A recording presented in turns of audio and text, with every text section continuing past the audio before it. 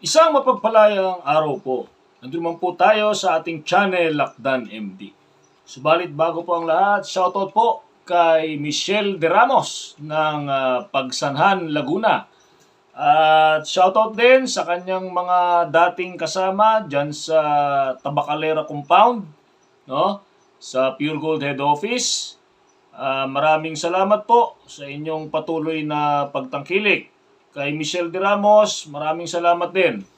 At shoutout po sa mga taga Pagsanhan, Laguna.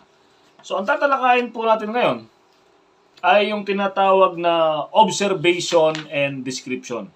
Ito po ay napakahalaga sa trabaho ng isang security professional dahil po sa lahat po ng oras na tayo po ay naka-duty, mahalaga pong gumagana ng maayos ang ating five senses. No? At yung five senses po, ginagamit po natin yan sa pagmomonitor and at the same time dito po sa observation and description. No? Ano man pong mga unusual na pangyayari ay dapat po nating maitala, no, sa ating logbook o tickler, no, at mai-report ng maayos sa management o sa ating mga immediate superior. Ngayon, sa observation po, so ano po ba yung observation? Okay? So, observation is the perception of details pertaining to persons, objects, places, and events through the use of one or more of the five senses. Di ba? So, dito po, para po madaling tandaan, ano po ba yung ginagamitan ng observation? Para po madali nating tandaan, no? Ito po yung Pope, no? Ito yung ginagamitan ng observation description, Pope. Ano yung Pope? Person, ba? Objects, okay? Places and events, no? So kaya po Pope, di ba? So para po madaling matandaan natin, no? So yan po yung subject ng ating description, no? That's the subject of our observation and description. Pope. P, persons, no? Objects, places, and events. Kaya para madali pong tandaan ng mga security professional. Pope. Okay? So, description is the communication by means of words, signs, gestures, sketches, or other means, no? Wherein one person conveys to another his own impression of his own observation. Diba?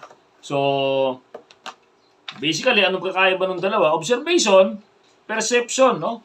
Accurate ano yan eh. Kumbaga parang accurate awareness, no? Ng isang pangyayari, bagay, di ba? Tao. Okay, so ano ba yung mga nakita mo sa kanya? Of course, pag sinabing description, yan ay yung factual, no? Reporting ng observation. Di ba? O, may nakita kang tao. Anong description niya? Kayumanggi, no? Maitim, maputi, anong taas niya? So yan na po yun, no? Actually, ito observation, description, and portrait parley. No? So ito, tatalakayin po natin to. Okay po? So, dito po, general techniques in observation and description. No? So, halimbawa, kung ang pinag-uusapan po natin ay tao, no? Doon muna tayo sa unang P, no? Persons. So, general characteristics, age, sex, race. So, dapat alam natin, mga ilang taon na yung tao na yan. No? Yun yung agad na i-establish natin. Di ba? Nakaraang video, tinalakay natin yung note-taking. No? O let's say, meron kang na-obserbahan, laging nakamasid sa binabantayan mong gusali or iyong area of responsibility. No? Nakita mo yung tao. Di ba? So, basically, anong size niyan? Well, kung yan ay Pilipino, madali naman. Di ba? Kung yan ay foreigner, so ano ba? Caucasian ba? Okay? Malay ba yan? Or black ba? Di ba? So, specific characteristics like color of hair, eyes, etc. No? So, kayumanggi ba yan? Okay? Ano ba yung buhok niya? Itim ba, brown, or what? No? Ubani na ba yan? Diba? Yung mga ganon. Okay? Changeable characteristics like clothes, shoes, etc. No? So, ano ba? Lagi bang naka-short? Lagi bang naka-sando? t-shirt, polo shirt, pantalon, okay? So, yun yung changeable na maaring nakita mo siya ganito ngayon, sa bukas makalawa, iba na. Okay? So, ngayon punta tayo sa objects. Okay? So, general type of the item, including size and color. Okay? So, ano yung madalas na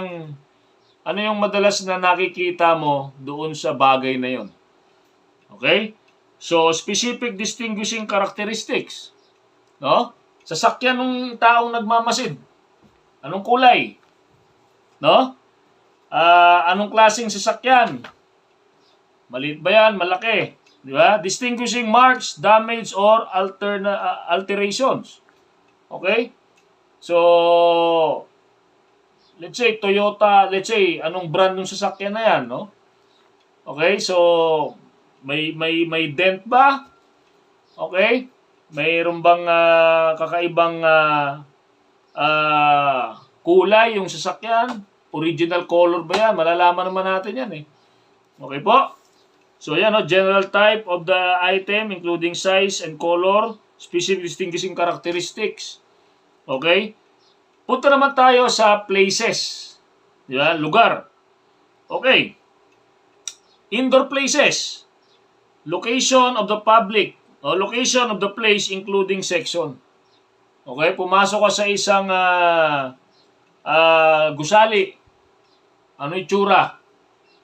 No? Compartmentalize ba yung opisina or yung warehouse, mga ganyan, no? Room number or other designation. Diba? So, yung room number, talaga bang number lang or meron bang specific na letter, no? A123, A124, mga ganon, B123, B124, mga ganon, no? Okay? So, details of immediate entrance. So, pagpasok mo ba, meron ba silang x-ray? Okay, meron bang facial recognition camera? Or simply gwardiya lang na may hawak na metal detector or mano-manong pagpiprisking at bag inspection. Yung mga ganong tipo. Okay po? So, exact location in relation with other objects. So, dito, yung relativity, okay? Yung opisina ba nung taong minamanmanan mo, saan located?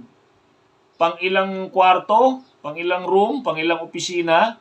Saan malapit na opisina?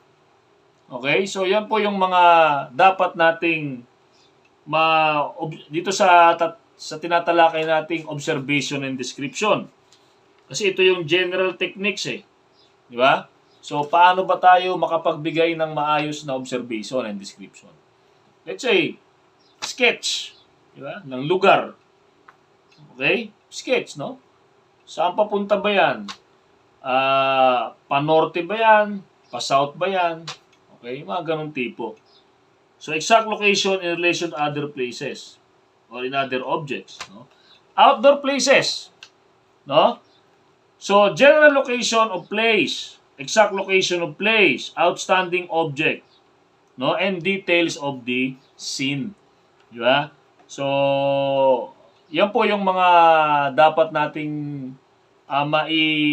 maipasok, no, sa ating isipan kung tayo ay nagsasagawa ng observation and description. Lalo na po sa mga security professional. Okay? So, minsan naaatasan tayo, obserbahan yung ganitong event, yung ganitong lugar, no? Lalo na po yung mga nagkakandak ng background check. Okay? So, dito naman sa events, no, yung panghuli ron sa Pope, no? Events, ano yung mga dapat i-consider dito, no? Time of occurrence of event, no? Anong oras ba nangyari? Let's say, sabi ko nga, may pinamamanmanan sa'yo, anong oras ba siya laging nariyan? No?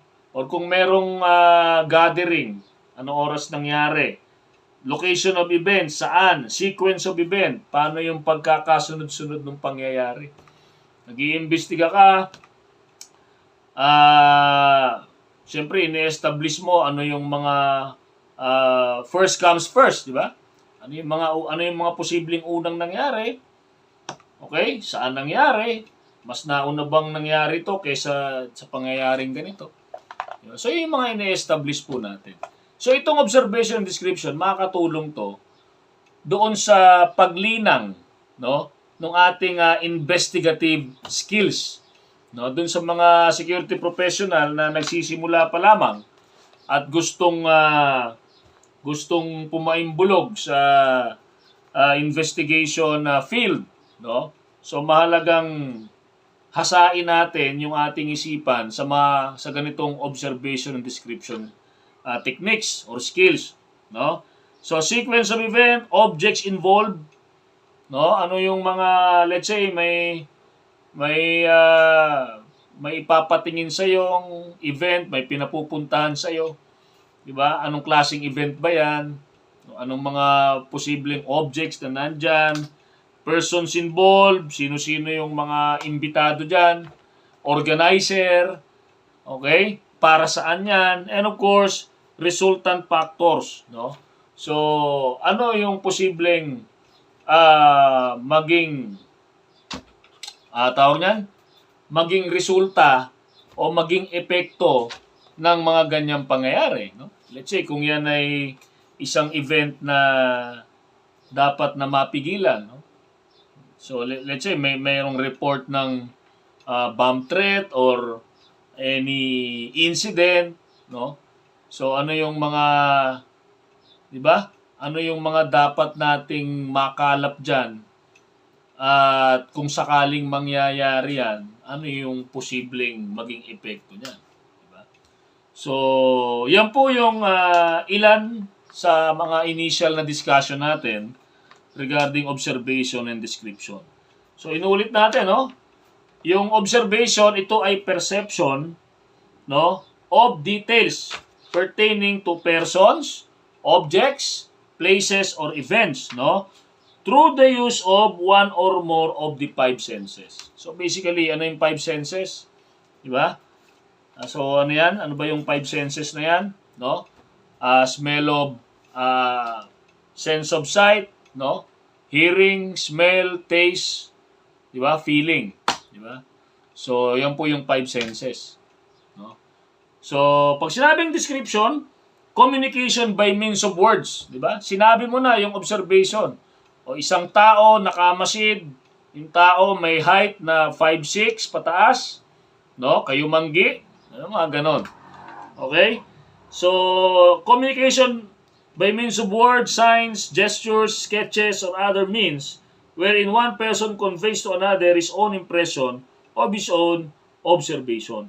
Di ba? So, ang kasunod kasi nito, let's say nakumpleto yung iyong technique o yung ginawang observation and description, siyempre, pwede mo na ngayong i-identify yung pope, di ba? Yung persons, objects, events, or places. So, yan po yung identification, no? The process of naming, no? Recognizing or pinpointing persons, objects, places, and or events, no? So, yung Pope po, yan po yung subjects, no? Subjects of observation, description, and of course, yan po yung ina-identify natin. Kaya po ito ay observation, description, and identification. So, sa mga susunod na video po, tatalakayin din po natin dito, no? So, ano ba yung mga salik na pwedeng makaapekto sa observation, lalo na po ng mga witnesses, di ba? In case of an investigative work, no? And of course, later on, yung portrait parle na sinasabi or portrait par. Okay po? So, muli, maraming salamat. Stay safe. Be alert and be aware.